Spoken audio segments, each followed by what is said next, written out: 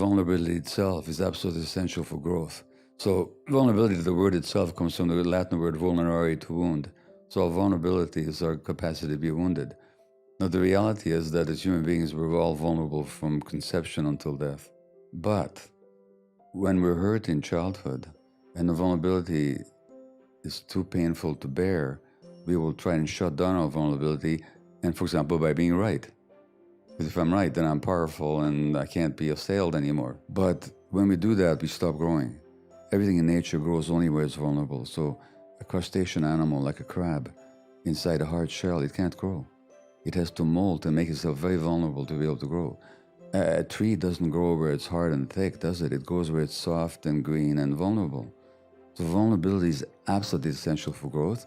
And for vulnerability, you gotta let go of those defenses, such as being right, that you developed as a child in order to protect yourself from the pain. So that's why we talk about growing pains, because vulnerability is necessary for growth.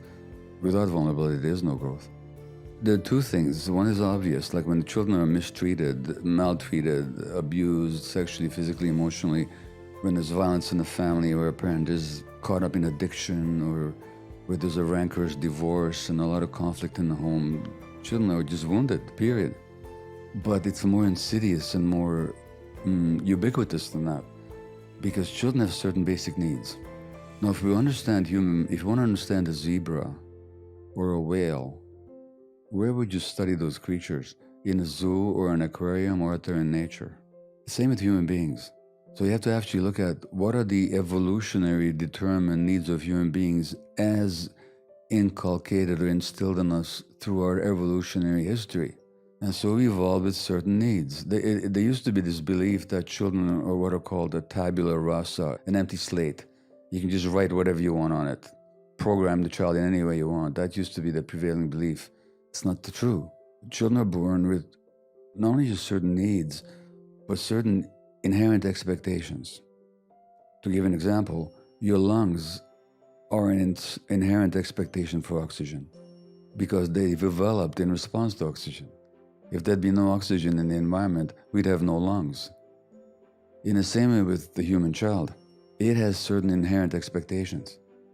And you can wound kids not just by maltreating them, but by not meeting those expectations. When I say expectation, I don't mean a conscious expectation, an expectation inherent in the organism. So children need unconditional loving acceptance by multiple adult caregivers, which is how we evolved in hunter-gatherer groups and lived that way for millions and hundreds of thousands of years.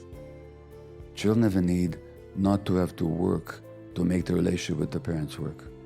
So children need rest from having to struggle to make the relationship functional. So they don't have to be pretty or cute or compliant or clever or successful or any of that stuff. They just need to be, and they don't have to work at getting the parents to accept them. That's an essential need of the child. When I say essential, I mean if it's not met, that'll distort child development.